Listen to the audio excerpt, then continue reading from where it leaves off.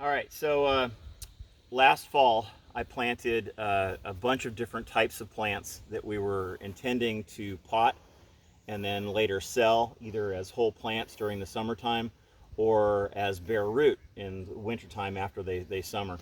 So what I've got here is these are our seed beds, and this particular one is Durstan chestnut.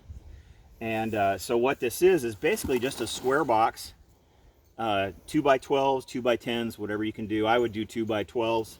And then we line that with a plastic liner. And that plastic liner is then completely all throughout the bottom of the bed so that the chestnuts don't have a chance to go through into the soil and root, and then I'd risk damaging them. So there's just some, since we're on a slope, there's just some holes down here to allow for drainage. So how I've layered this first was with a bunch of perlite, which you can see here.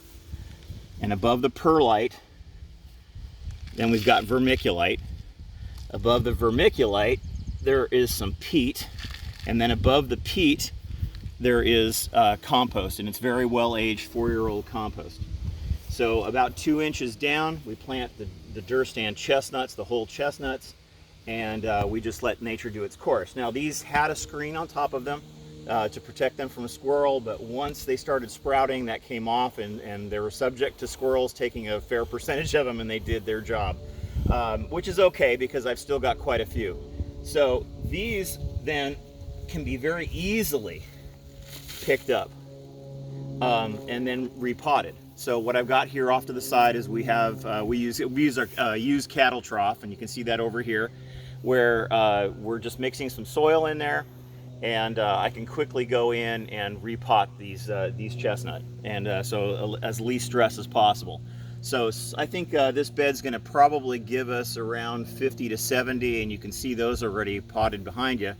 That's basically the goal of this.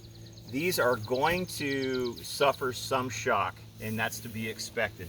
So these can't stay in full sunlight. They have to be moved underneath shade cloth for a considerable amount of time, probably throughout the summer, until their root system really gets established well. I would recommend you sticking them on nursery cloth or plastic so that the roots, because they are going to try to go through the bottom of these pots and root even deeper. They've got a very deep taproot. I'll be doing the same thing with a European variety of chestnut, and behind that over there is black walnut. We've also have a few other varieties of things that are grown well locally. So this is how you would do this at home.